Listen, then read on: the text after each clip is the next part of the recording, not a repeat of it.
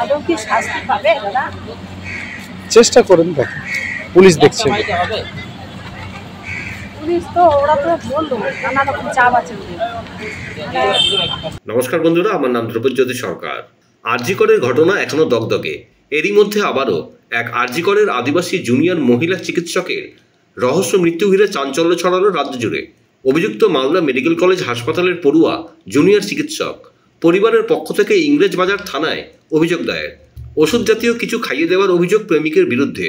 প্রেমিক নিজে Malda medical college হাসপাতালে এমবিবিএস এর ছাত্র, নাম উজ্জ্বল সোরেন। মৃত এমবিবিএস ছাত্রী অনিন্দিতা সোরেন আরজি কর মেডিকেল কলেজ হাসপাতালে এমবিবিএস এর ছাত্রী। মৃতার বাড়ি দক্ষিণ দিনাজপুর জেলার বালুরঘাটে। প্রেমিক উজ্জ্বলের বাড়ি পুরুলিয়াতে। প্রেমিক উজ্জ্বলের সাথে দেখা করতে অনিন্দিতা গত সোমবার মালদা এসেছিল। এরপর এরা দুজন মালদা শহরের একটি হোটেলে ছিল। সেখানেই অসুস্থ হয়ে পড়ে আরজি করের ওই ডাক্তারি পড়ুয়া। এরপর তাকে ভর্তি করা হয় মালদা মেডিকেল কলেজ হাসপাতালে। কলকাতায় নিয়ে যাওয়ার পথে গতকাল গভীর রাতে তার মৃত্যু হয়। পরিবারের অভিযোগ, ওষুধ জাতীয় কিছু খাইয়ে দেওয়া হয়েছিল।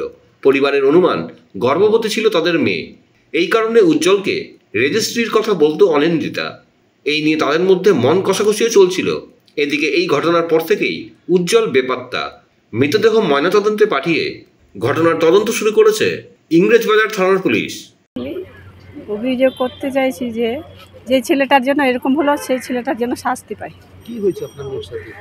দুজন দুজনকে প্রেম করতো, তারপরে যখন ইয়ে করলো, মানে ওর সঙ্গে যখন এরকম জোর করে অবসান করালো, তারপরে হচ্ছে ছেলেটা যোগাযোগ মানে এড়িয়ে চলার চেষ্টা করলো।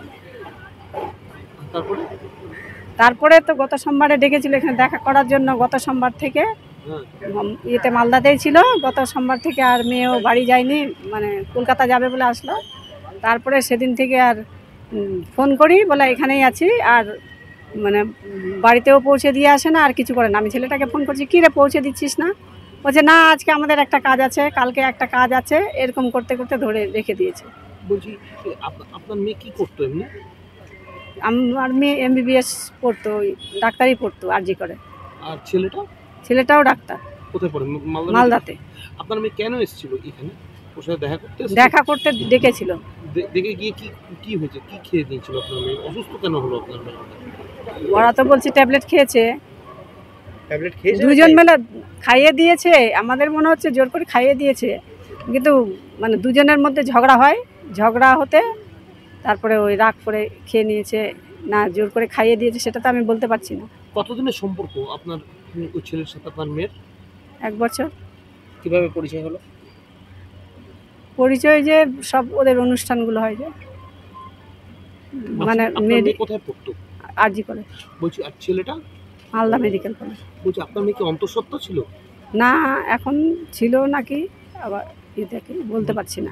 আপনি তো হ্যাঁ লিখেছি, মানে আমি তো আর জানতে পারলাম না। মানে বলেছিল যে আমি আগে একটা ইয়ে করেছি আর একটা ইয়ে করেছি, কিন্তু যেহেতু আমাদের ওরা চুপ করে বিয়ে করেছিল, বলছে এখন বিয়ে করেছে যে ওটা ব্যবহার করার জন্য নাকি। বলছি, আমার মেয়ে তখন চাপ দিচ্ছিল যে আমরা রেজিস্ট্রি বিয়ে করি, তোমার বাড়ি থেকে আমার বাড়ি থেকে। তখন ছেলেটা তখন এড়িয়ে চলার চেষ্টা করছে। ও কি ছেলেটা কি ওদের সঙ্গে বিয়ে হয়েছিল? হ্যাঁ। কোথায় বিয়ে হয়েছিল? ওরা জগন্নাথপুরীতে সাক্ষী গোপাল আছে, ওখানে নাকি সিঁদুর দিয়েছে মন্দিরে। কতদিন আগে বিয়ে করেছিল? 3-4 মাস আগে। আর অন্তঃসত্ত্বাটা হয়েছিল তারপরে? আমি মেয়েকে খুব ভালোবাসতাম। আমি কোনোদিন ওকে মানে গালাগালি করে নিই বা কিছু, ওর যা চাইতো সে দিতাম। আমি খুব আদরে রেখেছিলাম। ওর সাথে ছেলেটার যে সম্পর্ক ছিল আপনাকে বলেছিল? না, আমাকে বলা না, এটা আমাকে বলা না, এটা আমি একটু জানি। কেন আপনার মেয়ে হঠাৎ মানে সুসাইড করলো বা করানো হলো কেন? না, এই বিষয়ে বিস্তারিত আমার কাছে কি শুনেছেন আপনি? আমি তো এখানে এসে আজকেই শুনলাম। কখন জানতে পেরেছেন যে আপনার মেয়ে অসুস্থ হয়েছে, হাসপাতালে ভর্তি আছে? কালকে 2:30টার সময় আমার মিসেস ফোন করেছিল, দুপুর 2:30টার সময়, যে এরকম মেয়ে মালদা মেডিকেল কলেজে অ্যাডমিশন আছে। তাই আমি বললাম কি হয়েছে? বললো না, ওর নাকি খুব অসুস্থ, আইসিইউতে ভর্তি আছে। আমি তখন অফিসে কাজ করছিলাম। আর ঠিক আছে, তাহলে তোমরা একটু দেখো, যা কিছু করার হয়, যদি নার্সিংহোমে নিয়ে যাও, যদি রেফার করে তখনও নিয়ে যাও, এদিক থেকে কোনো অসুবিধা হবে না। আমি তো আজকে যেতে পারছি না, আমি কাল সকালে যাবো। সেরকম কিছু না, অ্যাকচুয়ালি অভিযোগ হলো যে কোনো ছোটো এমন তো ব্যাপার নিয়ে তো মানুষ এতটা এক্সট্রিম লেভেলে ডিসিশন নেয় না। ভিতরে কিছু খুব একটা কিছু আছে বলে এতটা লেভেলে ডিসিশন নিয়ে। আমরা শুধু এটাই চাইছি যে ভিতরে অ্যাকচুয়াল গল্পটা কী আছে ওটাই জানার চেষ্টা করছি, আমাদের এটাই দাবি, আর কিছু না। বন্ধুরা, ভিডিওটি ভালো লাগলে দয়া করে লাইক শেয়ার করে দেবেন, আমাদের পেজটা ফলো করে নেবেন, আর আপনার মতামত কমেন্ট করে অবশ্যই জানান। ধন্যবাদ।